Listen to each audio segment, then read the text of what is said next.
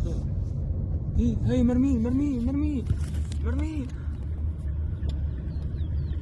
بسرعة.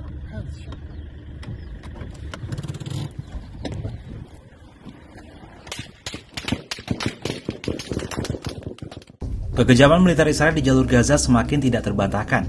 Sabtu 5 April 2025, Masyarakat Bulan Sabit Merah Palestina atau PRCS merilis rekaman video berdurasi 6 menit dan 42 detik yang menunjukkan bukti militer Israel membunuh 15 petugas medis Palestina di Gaza Selatan pada 23 Maret 2025. Bukti ini mematahkan klaim Israel sebelumnya menuding dalam insiden itu petugas dan kendaraan bertindak mencurigakan.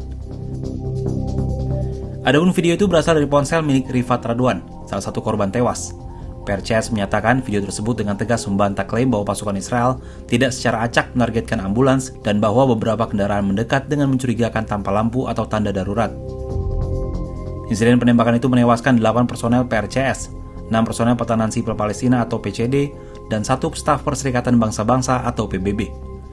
Militer Israel lantas menguburkan mayat korban di sebuah kuburan massal dan menghancurkan kendaraan. 1 petugas medis bernama Asad Al-Nasasasra masih hilang. Dari rekaman video itu terlihat tim PRCS dan PCD tengah melaju pelan dalam konvoi kendaraan ambulans dan truk pemadam kebakaran di Tal Al-Sultan Rafah sekitar pukul 03.50 waktu setempat. Lampu sirine menyala sedangkan logo organisasi terlihat. Konvoi itu kemudian berhenti untuk membantu ambulans yang sebelumnya ditembaki. Tim tampak tidak bertindak aneh atau mengancam saat beberapa petugas medis keluar untuk membantu ambulans. Kendaraan mereka pun langsung menjadi sasaran tembakan. تحركنا طبعا وفي طريقنا تعرضنا فجأة لإطلاق نار بشكل مباشر علينا في السيارة. صار إطلاق نار كثيف علينا بشكل مباشر في السيارة وأنا انبطحت في الكابينة في السيارة من ورا يعني أحمي حالي من إطلاق النار. وطبعا ما سمعت شيء من زمايلي الله يرحمهم غير شهقة الموت تاعتهم بس الأنفاس الأخيرة.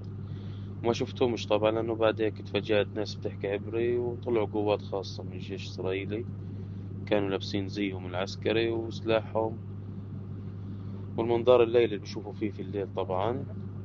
فتحوا فجأة الباب الجانب اللي علي باب الجانب خلف السيارة. Adapun PBB dan petugas penyelamat baru dapat mencapai lokasi untuk menggali kuburan massal korban pada 30 Maret 2025. Ketika dikonfirmasi, Sabtu 5 April 2025, pasukan pertahanan Israel atau IDF menyatakan sedang memeriksa insiden itu. Semua klaim, termasuk dokumentasi yang beredar tentang insiden tersebut, akan diperiksa secara menyeluruh dan mendalam untuk memahami urutan kejadian dan penanganan situasi tersebut.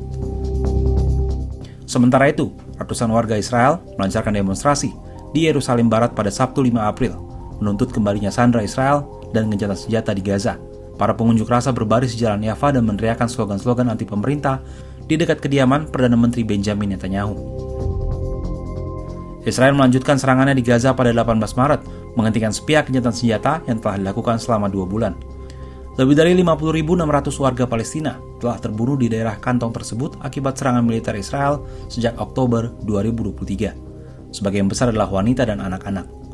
Pengadilan Kriminal Internasional mengeluarkan surat perintah penangkapan November lalu untuk Netanyahu dan mantan Menteri Pertahanan Yoav Gallant atas kejahatan perang dan kejahatan terhadap kemanusiaan di Gaza. Israel juga menghadapi kasus genosida di Mahkamah Internasional karena perangnya di wilayah kantong tersebut.